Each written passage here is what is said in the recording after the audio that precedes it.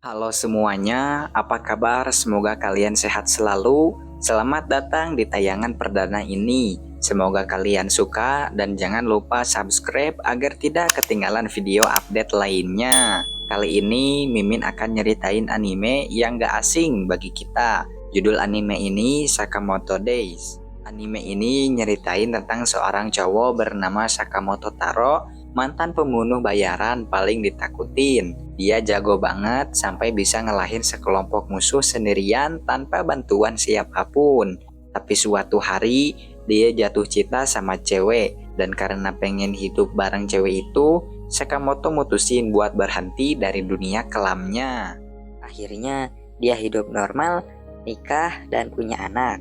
Setelah cukup lama menikmati hidup yang damai, sekarang Sakamoto jadi manajer toko dan badannya jadi gendut. Suatu hari, ada cowok bernama Shin yang memperhatikan Sakamoto di tokonya. Ternyata Shin udah lama nyariin dia dan akhirnya ketemu juga. Sementara itu, ada anak kecil di dalam toko yang lagi iseng mainin pintu kaca, nyoret-nyoret pakai tinta, dan nembakin kaca pakai panah mainan. Sakamoto dan istrinya santai aja ngeliat tingkah anak itu. Tapi pas tinta tumpah ke baju salah satu pelanggan itu langsung marah dan mau mukul anak itu. Walaupun anak itu nakal, Sakamoto gak tega ngebiarin dia dipukul. Sebelum pukulan mendarat, Sakamoto langsung nangkep tangan si pelanggan dan nusuk dia. Tapi buat nenangin, bukan nyakitin. Setelah kejadian itu, Shin akhirnya muncul di depan Sakamoto, tapi Sakamoto udah gak ngenalin dia. Shin ngingetin kalau dia dulu anak buahnya. Begitu ingetannya balik, Shin coba ngebujuk Sakamoto buat balik jadi pembunuh bayaran. Tapi Sakamoto nolak mentah-mentah. Dia bilang udah gak mau lagi balik ke dunia itu. Jawaban itu pun bikin Shin kecewa banget. Buat dia, Sakamoto yang dulu ditakuti semua orang, sekarang cuma kayak bapak-bapak gendut biasa.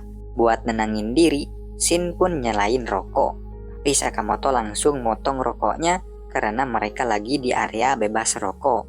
Dari situ Shin sadar, meskipun fisiknya berubah, gerakan Sakamoto masih secepat dulu dan bisa bunuh dia kapan aja kalau mau. Beberapa saat kemudian, ada warga yang minta tolong ke Sakamoto buat motong ranting. Dia juga bantu nenangin anak kecil yang nangis di taman. Semua itu dia lakuin dengan tulus, tapi di mata Shin, Sakamoto kayak lagi nyoba nyembunyiin identitas aslinya dan berbaur sama warga. Hari itu, Shin akhirnya balik. Walau Sakamoto udah banyak berubah, dia masih ngefans dan pengen kerja bareng lagi. Tapi sayangnya, karena Sakamoto ninggalin mereka sepihak dan langgar aturan, bos geng mereka mutusin kalau Sakamoto harus dibunuh. Pas perjalanan pulang, Shin mikirin hal itu dengan serius. Meski masih ngidolain Sakamoto, dia mutusin buat ngelaksanain perintah, yaitu ngehabisin Sakamoto. Keesokan harinya, Shin balik ke toko dan pura-pura datang buat ngucapin selamat tinggal. Tapi tiba-tiba dia nembak Sakamoto. Sakamoto pun punya cara unik buat ngindarin peluru itu, yaitu dia pakai permen buat ngebelokin arah peluru. Terus dia juga lempar es krim ke arah Shin buat ngeluarin distraksi, lalu sembunyi di antara rak-rak barang. Waktu Shin mulai bingung cari posisi Sakamoto, dia malah dapat tendangan super keras dari Sakamoto sampai pingsan. Pas sadar, dia udah ada di rumah Sakamoto dan diajak makan bareng keluarganya.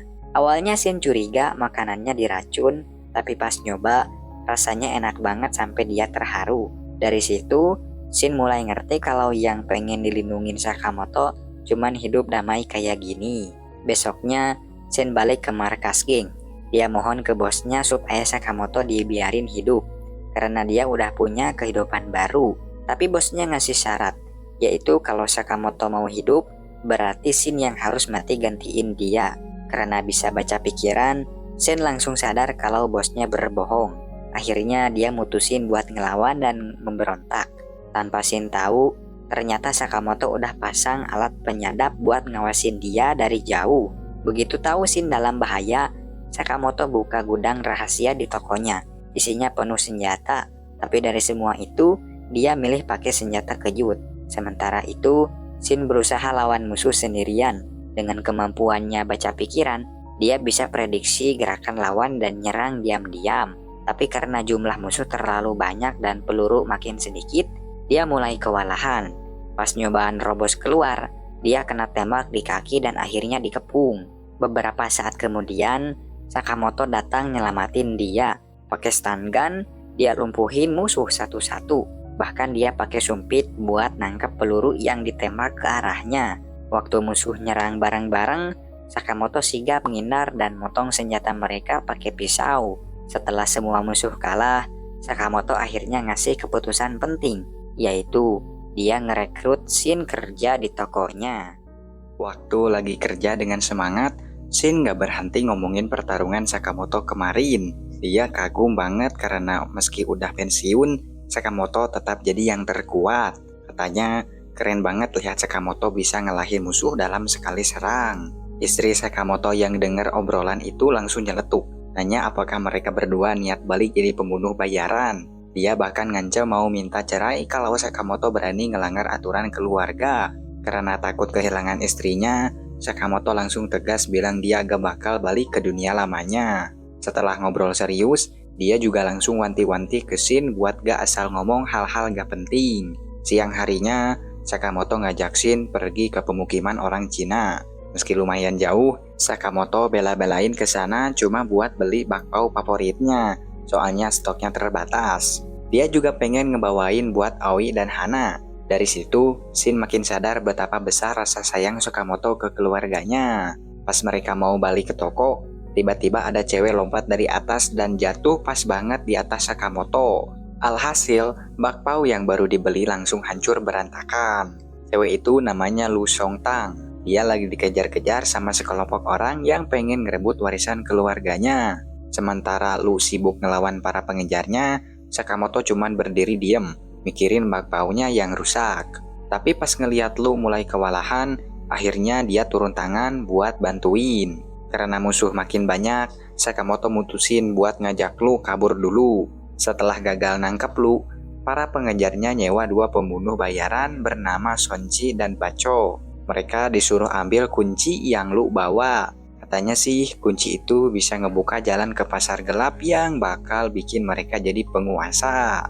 Di tengah pelarian, Lu cerita kalau dia sebenarnya anak dari keluarga mafia terkenal. Dia dikejar karena ngebawa kunci berangkas rahasia warisan keluarganya. Shin nyaranin buat buang aja kuncinya, tapi Lu nolak mentah-mentah. Katanya orang tuanya udah ngorbanin nyawa buat jagain kunci itu. Dia juga bilang gak bakal sanggup ketemu orang tuanya di alam sana kalau sampai gagal jagain kunci itu. Karena ngerasa ini bukan urusan mereka, Lu sempat pengen pisah dari Sakamoto. Tapi sebelum pergi, Sakamoto nanya suatu hal penting, yaitu, kamu bisa bikin bakpao nggak? Lu jawab, ayahnya dulu pernah ngajarin, jadi dia lumayan ngerti caranya. Dengar jawaban itu, Sakamoto langsung bilang bakal bantu dia, tapi dengan satu syarat, yaitu abis semua masalah kelar, Lu harus bikinin dia bakpao. Gak lama, Sonji dan Bacho muncul di depan mereka. Bacho langsung ngegas, nendang Sakamoto sampai terpental ke gedung sebelah.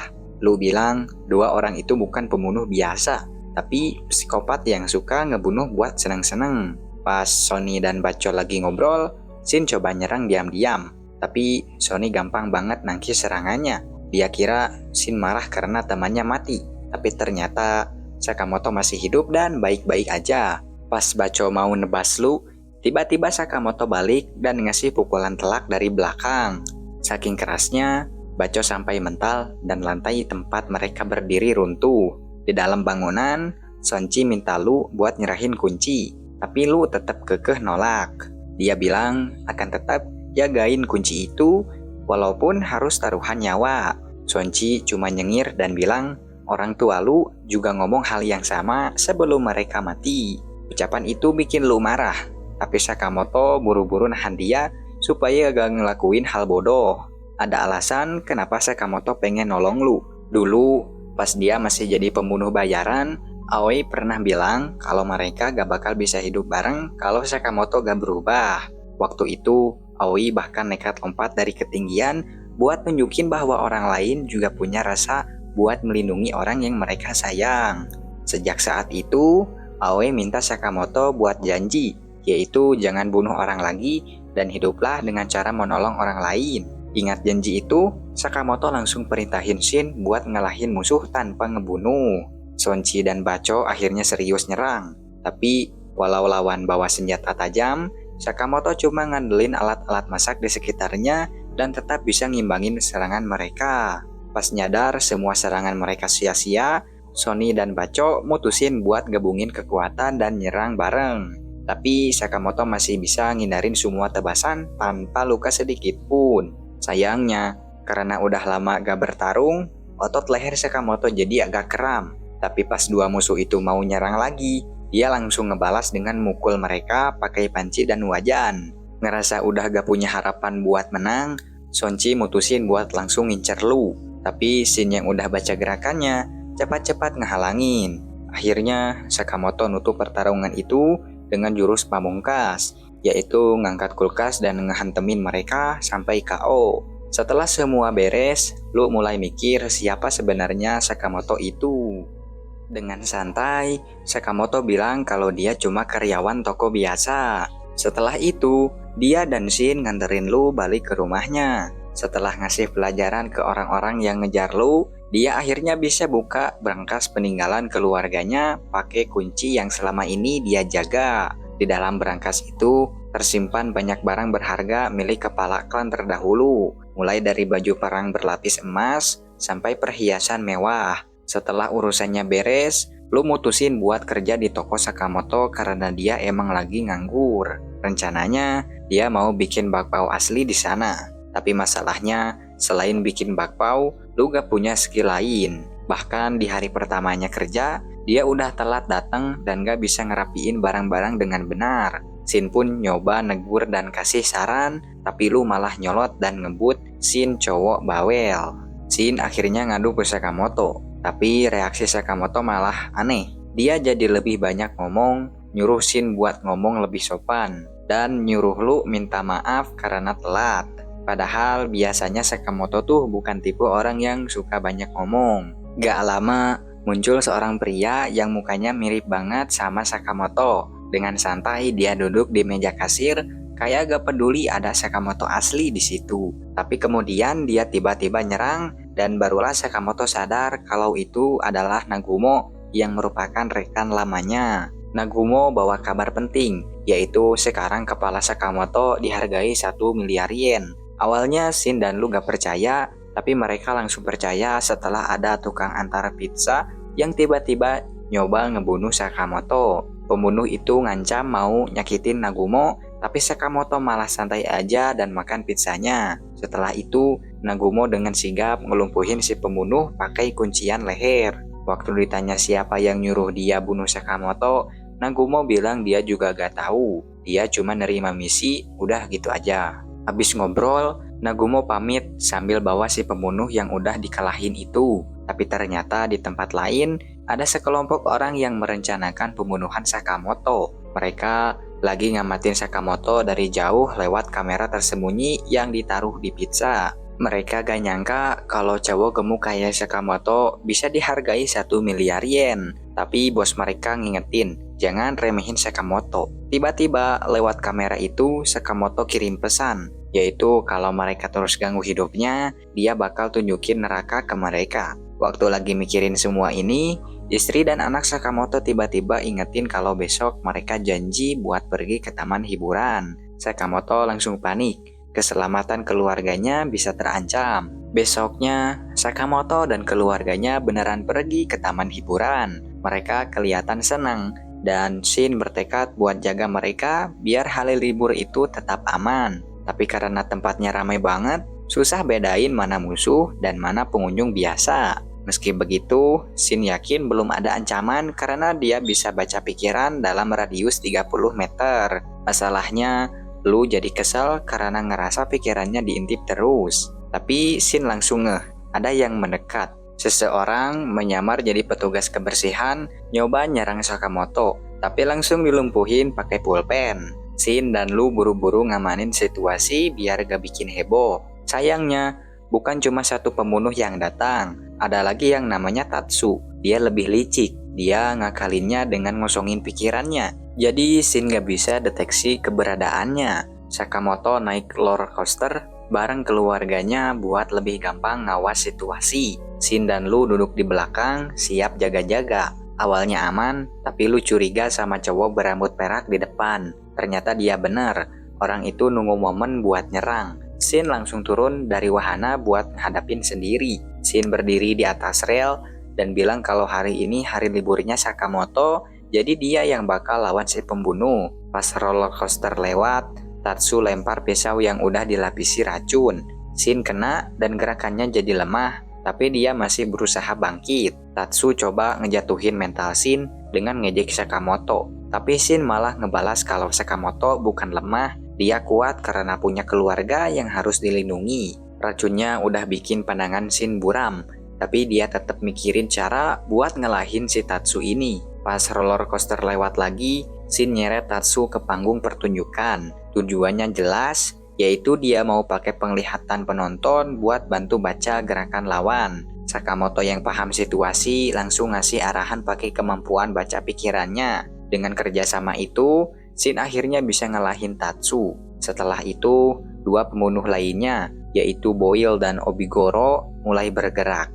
Berbeda dari pembunuh sebelumnya, Boil gak pernah remehin Sakamoto karena mereka punya sejarah bareng. Sementara itu, Shin dikasih penawar racun sama Lu, tapi pas obat ditetesin ke matanya, dia malah mau kabur padahal gak sakit. Di waktu yang sama, Sakamoto nanya ke Tatsu siapa yang nyewa dia. Awalnya Tatsu ogah ngomong, tapi setelah diancam pakai pisau beracun dan penawar mau dibuang, akhirnya dia ngaku juga. Yang nyewa dia adalah grup bernama Dodenkai, yang merupakan organisasi gelap yang ngurus kerjaan berbahaya. Tatsu sendiri cuma kerja paruh waktu di sana dan gak punya loyalitas apa-apa. Artinya, dia cuma bagian dari asosiasi pembunuh bayaran kayak Sen dan Sakamoto di masa lalu. Gak lama kemudian, istri dan anak Sakamoto datang ngajak makan karena udah lapar. Sebelum mereka pergi, Hana, anaknya, ngasih sesuatu ke Tatsu. Meski masih kecil, dia pengen ngucapin terima kasih karena aksi Tatsu di panggung barusan benar-benar menghibur.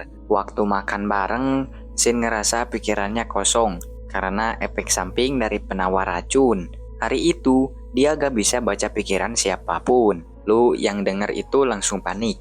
Menurut dia, kalau Shin gak bisa baca pikiran, berarti dia udah gagal sebagai pendeteksi. Dia pun nyaranin mending pulang aja. Tapi rencana pulang itu kayaknya gak bakal mulus. Soalnya Aoi mulai curiga mereka lagi nyembunyiin sesuatu. Di sisi lain, Boil dan Obigoro akhirnya nemuin Tatsu yang lagi coba kabur. Obigoro segera menjatuhkan Tatsu dan menindih tubuhnya agar dia tidak bisa bergerak. Tatsu bertanya kenapa mereka datang ke sana. Boil menjawab bahwa mereka datang untuk menyelesaikan pekerjaan. Meskipun Boil dan Obigoro sering terlihat konyol, mereka sebenarnya adalah petarung tangguh. Kabarnya mereka pernah mengalahkan lebih dari 100 orang. Karena itu, Tatsu berasumsi bahwa Sakamoto tidak akan selamat. Di sisi lain, Hana bertanya kepada ayahnya apakah dia tidak menyukai taman hiburan. Agar anaknya tidak bersedih, Shin dan Lu mengatakan bahwa mereka sangat bersemangat dan menikmati wahana di sana. Mereka pun memutuskan untuk terus bermain. Sejauh ini belum ada pembunuh bayaran yang muncul dan mereka merasa semuanya akan baik-baik saja karena area taman sangat luas. Tapi saat hari mulai gelap, istri dan anak Sakamoto malah mengajak mereka masuk ke rumah hantu. Tempat itu sangat menyeramkan, yang merupakan lokasi sempurna untuk sebuah pembunuhan. Sementara istri dan anaknya Sakamoto sangat menikmati wahana itu, Sakamoto tidak bisa tenang. Dia sadar banyak pembunuh bayaran yang mungkin menyelinap ke dalamnya. Di sisi lain, Boil mengenang masa lalunya bersama Sakamoto. Mereka pertama kali bertemu di pusat pelatihan dan sering menghabiskan waktu bersama, bahkan di luar kelas. Tapi setelah sekian lama, Boil sadar bahwa Sakamoto tidak pernah benar-benar menganggapnya teman. Sakamoto populer di kalangan perempuan, sedangkan Boil sebaliknya. Padahal Boil dulu merasa mereka mirip. Sementara itu, Sakamoto terus menyusuri area rumah hantu dan diam-diam mengalahkan setiap musuh yang bersembunyi. Di sisi lain, Lu mulai ketakutan. Untuk menghilangkan rasa takutnya, dia meminum obat keluarga yang dipercaya membawa keberuntungan. Tapi bukannya jadi beruntung, Lu malah mabuk. Dalam kondisi mabuk, dia tanpa ragu membuka pintu yang berisi para zombie. Akibatnya, para zombie berhamburan keluar dan memisahkan Sakamoto dari keluarganya. Saat terpisah, Boil memanfaatkan kesempatan untuk menyerang. Begitu mereka bertemu, Boil langsung bertanya apakah Sakamoto masih mengingatnya. Karena Sakamoto tidak mengenalinya, Boil menegaskan bahwa dia akan membuatnya mengingat kembali. Di sisi lain, Shin menemukan Aoi dan Hana dalam keadaan tak sadarkan diri. Shin sendiri dalam bahaya karena Obigoro telah menemukannya. Tak lama kemudian, Lu melancarkan serangan kejutan dalam kondisi mabuk. Dia bilang akan menunjukkan teknik keluarga yang diwariskan selama ribuan tahun. Sakamoto bertanya kepada Boil di mana keluarganya, tapi Boil enggak jawab.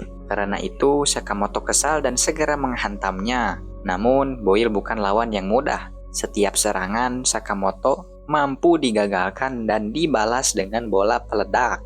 Sementara itu, meski mabuk, Lu masih bisa bertarung cukup baik. Tapi karena tidak fokus, Obigoro bisa menjatuhkannya hanya dengan menggoyang-goyangkan kepalanya. Untuk memancing Lu agar serius, Obigoro mengancam akan membunuh temannya jika dia tidak bisa menyerangnya dalam waktu 10 detik.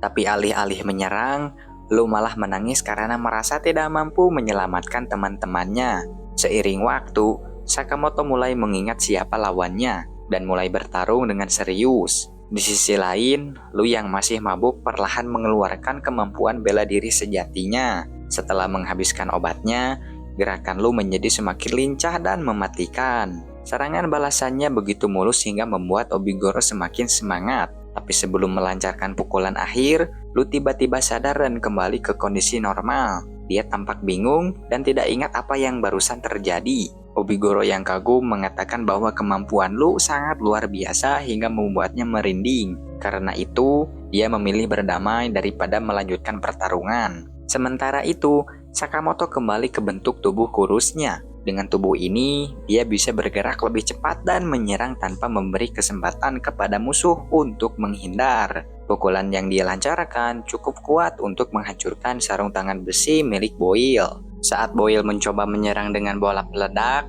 Sakamoto menangkapnya dan langsung mengembalikannya. Dia mengakui bahwa Boil memang kuat. Dulu, Sakamoto sendiri juga menggunakan kekuatannya untuk menyakiti orang lain. Tapi sekarang, dia memutuskan untuk menggunakan kekuatannya hanya untuk melindungi orang-orang yang dia sayangi. Boil akhirnya mengakui kekalahannya. Dia berjanji tidak akan mengganggu Sakamoto atau keluarganya lagi. Saat mereka sedang menikmati bakpao bersama, Shin mendekat dengan penuh antusias. Dia kagum karena Sakamoto kembali terlihat keren seperti dulu. Boil kemudian membahas harga buronan Sakamoto. Mendengar hal ini, Aoi langsung mengumpulkan semua orang dan meminta penjelasan. Karena sudah ketahuan, Sakamoto akhirnya jujur. Dia mengungkapkan bahwa dirinya memiliki harga buronan dan para pembunuh bayaran sedang mengejarnya. Aoi sangat terkejut. Meskipun Sakamoto tidak ingin membuatnya khawatir, Aoi menegaskan bahwa dalam keluarga mereka tidak boleh ada rahasia.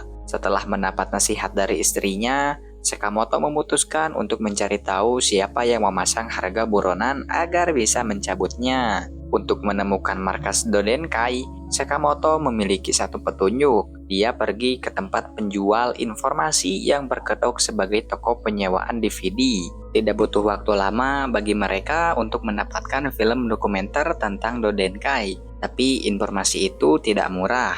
Untungnya, Sakamoto masih memiliki tabungan dari masa lalunya. Sebelum pergi, si penjual bertanya apakah Sakamoto akan kembali ke dunia hitam. Dia memperingatkan bahwa bisa saja rekan-rekan lamanya terlibat dalam masalah ini. Sementara itu, di tempat lain, Nagumo sedang makan malam bersama rekan-rekannya. Saat ditanya apakah dia bertemu dengan Sakamoto, Nagumo pura-pura tidak tahu. Pria bernama Shiba mengatakan bahwa orang emosional seperti itu bukan gaya mereka. Tapi saat tahu makanan yang tidak sesuai pesanan, dia malah marah dan menghukum koki yang memasaknya. Tak lama kemudian, Iria dari asosiasi pembunuh datang dan menunjukkan sebuah foto. Dia menjelaskan bahwa akhir-akhir ini ada seseorang yang membantai anggota asosiasi. Karena itu, dia meminta bantuan mereka untuk menyelesaikan masalah ini. Setelah mendapatkan informasi, Sakamoto dan kedua rekannya langsung menuju markas Dodenkai dengan pakaian serba hitam. Mereka memulai misi penyusupan sambil menghindari pertempuran. Setiap berpapasan dengan penjaga, Shin dan Sakamoto langsung melumpuhkannya. Tapi setelah beberapa waktu, mereka malah membuka penyamaran karena bosan. Saat Lu bertanya di mana ruangan bos berada, Shin menjelaskan bahwa ruangan itu ada di lantai paling atas. Untuk mencapainya, mereka harus menerobos lewat jendela, sesuai informasi dalam film dokumenter. Karena merasa seperti sedang jadi mata-mata, Lu sangat menikmati penyusupan ini.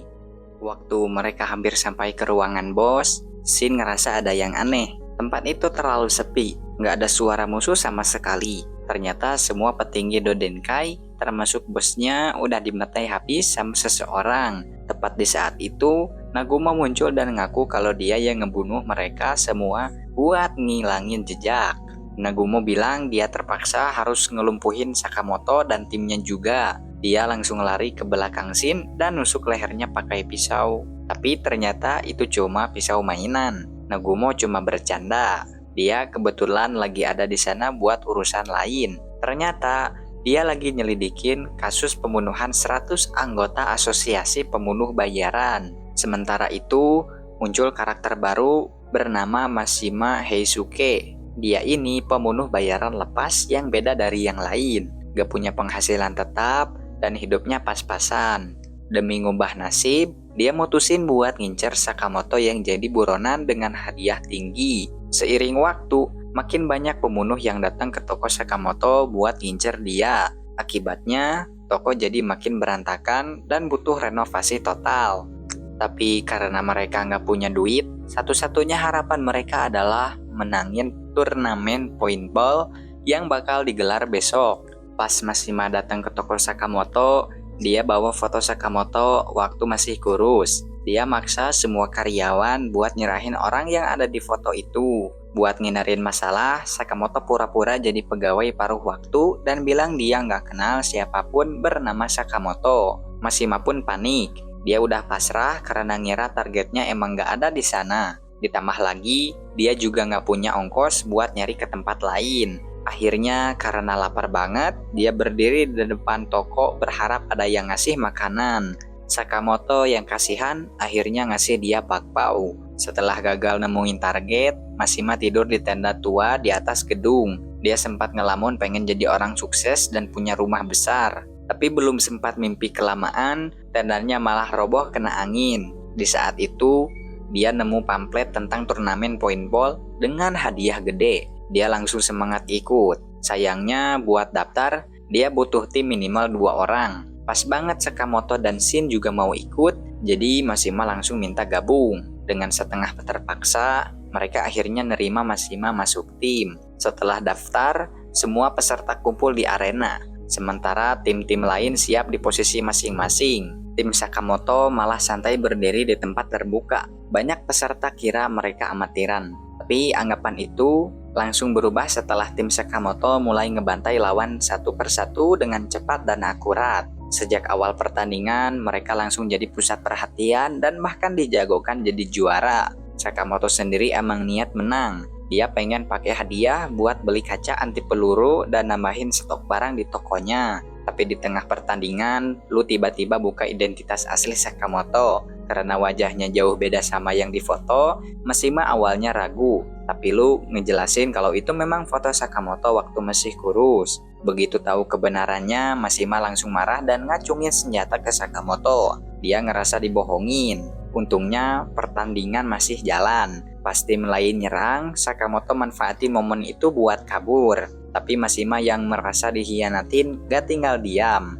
Dia ambil senjata asli dan mulai nembak beneran dengan niat ngebunuh. Karena tembakannya meleset, Mashima akhirnya sembunyi dan cari posisi baru di sekitar gedung. Shin mau nyari dia, tapi Sakamoto nyuruh tetap waspada. Lawan mereka kali ini penembak jitu.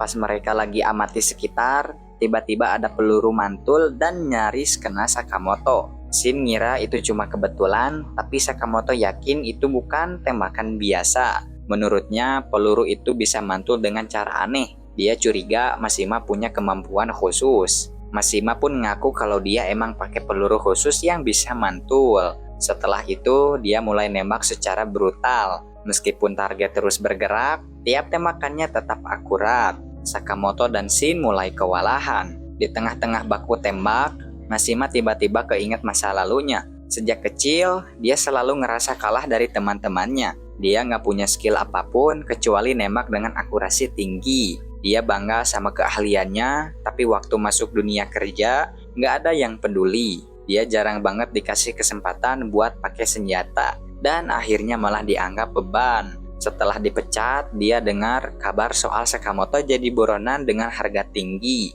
Buat buktiin kalau dia penembak hebat, Mashima akhirnya mutusin ikut buru Sakamoto. Tapi tanpa sadar, semua cerita itu dia ucapin langsung karena alat komunikasinya masih nyala. Jadinya Sakamoto dan Shin dengar semuanya.